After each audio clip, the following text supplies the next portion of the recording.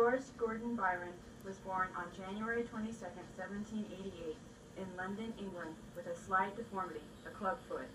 His parents were Captain John Byron, otherwise known as Mad Jack,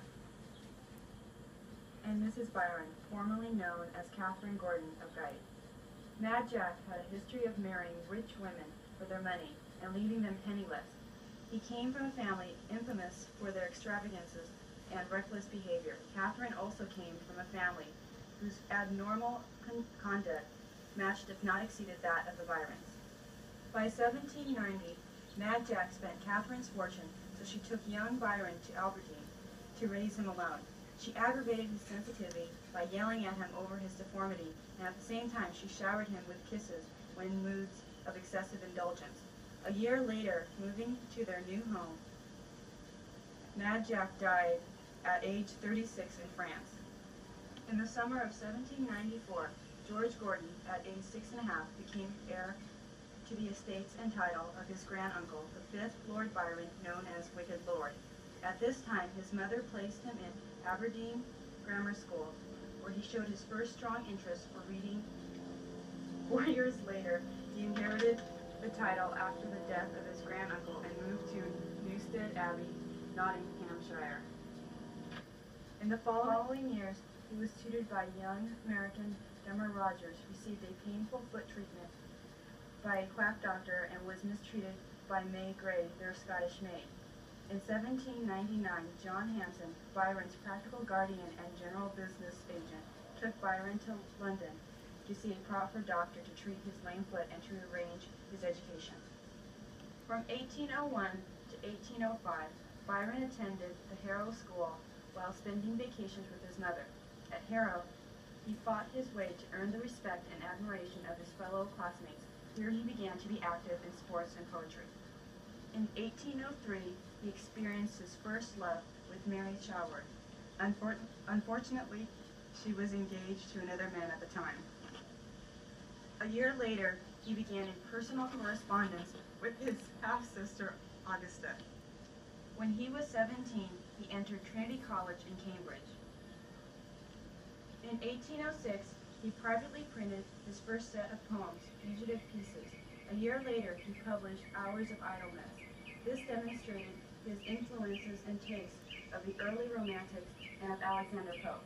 By 1808, he received his master's degree at Cambridge, and the following year, he took his seat in the House of Lords.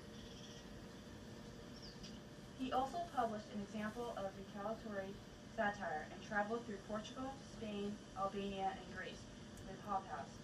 In 1811, he returned to England, and a month later, his mother died. Childe Harold was published in 1812, which brought him instant fame. Oh. He also began an affair with Lady Caroline Lamb. After this affair, he started another affair with Augusta. At this time, he published his first Oriental tale. In 1814, he became engaged to Annabella Milbank and married her the following year. He did this to gain some respect lost by his previous affairs. Their daughter, Ada, was born on December 10, 1815. Because Annabella was unsure of her husband's sanity, she returned with her daughter to her parents, and a formal separation was signed in April of 1816. Soon afterwards, he was the center of public ridicule. A London newspaper printed the first 2 poems of separation. They attacked Lord Byron personally and politically for his alleged mistreatment of his wife. British society demanded for his exile, so he left England forever. He began his most famous poem, an epic satire called Don Juan, and by September he had finished Canto 1. He wrote many more poems that outraged the British. The charge was blasphemy. He ignored them and continued more cantos of Don Juan and Vision of Judgment. In 1823, Canto 6 to 14 of Don Juan were published. The following year, despite his poor health and public opinion, he published the last cantos of Don Juan. His doctors attempted to cure him of his illness by bleeding him, but this failed. He died on April 19, 1824.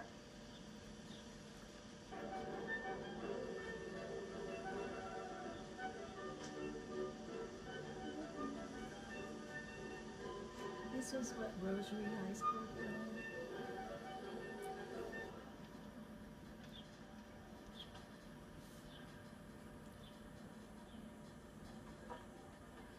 Hello?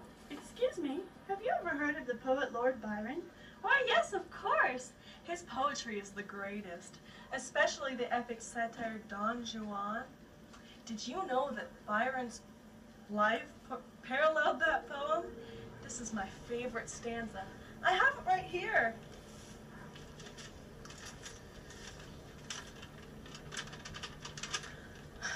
I want a hero, an uncommon want, when every year and month sends forth a new one, till, after cloying the gazettes with cant, the age discovers he is not the true one. Of such as these, I shall not care to vaunt. I'll therefore take our ancient friend Don Juan. We all have seen him, in the pantomime, sent to the devil somewhat ere his time. Wasn't that beautiful? I could speak of Byron forever if I had the chance. That's not necessary. Thank you very much for your time. Bye. Wendy. Is there more?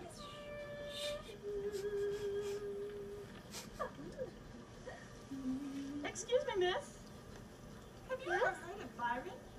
Byron. Tall, dark, Laker! Yeah! No. Lord Byron. Lord Byron. Of the Romantic Age, a poet. Poetry? Do you have any of his work? Actually, I do, right here. Don Juan! Isn't he Spanish or Mexican or something? No, that's Don Juan. Don Juan? Well, it's spelled just the same. I know. It's Byron. Byron. Most epic poets plunge in medias res? What? I don't understand this. What does it mean? Is it Greek? It means in middle of. It's Latin. Latin? He writes in Latin? It's an epic poem. It's a narrative form of poetry. Oh. Well, it's awfully hard to understand. What? Horace makes this heroic turnpike road. And then your hero tells, whene'er you please, what went before by way of episode. I just don't understand this. While seated after dinner at his ease, beside his mistress, in some soft abode, palace or garden, paradise or cavern, which serves the happy couple for a tavern. What is this talking about? It's quite simple if you look at it. I am looking and I don't like what I'm reading. All it means is that in most epic poems, they start in the middle and they have flashbacks. This just says that he doesn't want to do that. He's going to start at the very beginning. Well, I don't like it. I just don't understand it. It is so long. That's only one canto of 15. Canto of 15? I'm not interested. I'd rather just spend my time learning about Byron Scott, that Laker. Well, thank you for your time anyway. All right, yes. You enjoy yourselves now. Goodbye. Goodbye. Excuse me, housewife Hannah. Yes. What were your thoughts on Lord Byron and his epic poem, Don Juan? Don Juan. That sounds familiar. Oh yes, that's that one my children are reading in school. I'm appalled at things that are in that poem. Gosh, children are at a young, impressionable age when they read these things. They can take it seriously. I don't like it one bit. I think they were right to have him exiled from England. Don't you think Lord Byron wrote anything worthwhile? Well, I must admit, there was one poem that I enjoyed. Which one was that?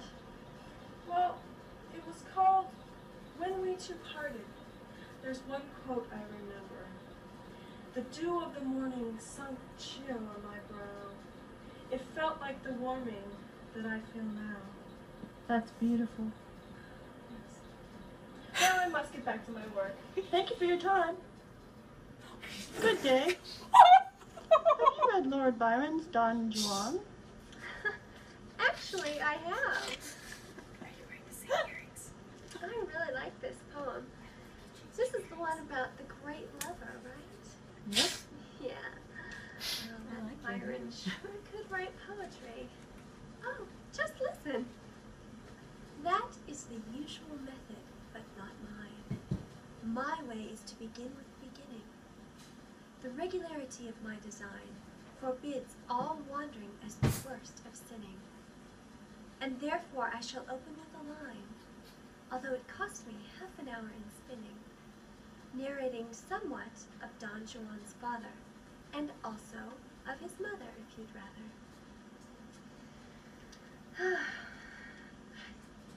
Just does something for me. Did you know that Don Juan was Byron's reflection on human nature and life? Really? Yeah. He was a real freedom and liberty fighter. I think he was the ideal romantic of his time. Well, thank you for your thoughts on that subject. Oh, you're welcome. No problem. Good day. Good day.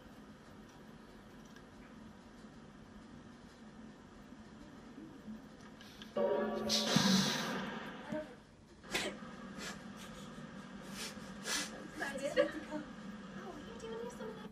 You know, other side? Oh, a little more in there. Hello, girls. What do you know about Lord Byron? Lord Byron? Who is he? Lord Byron, silly. He was a famous English poet from the Romantic Age. The romantic age. I would have liked to live then.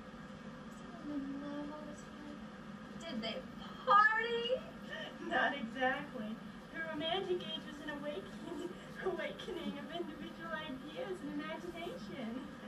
Many wonderful poets emerged from this time. Like Lord Byron? Right. Oh.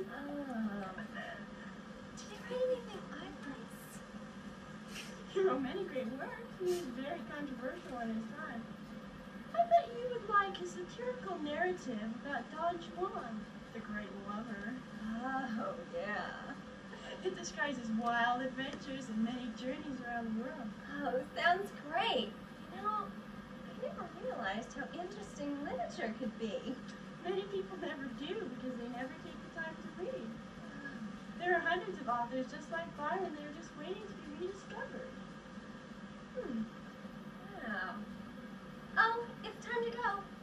Promise you'll tell me more about Lord Byron after the show? Sure.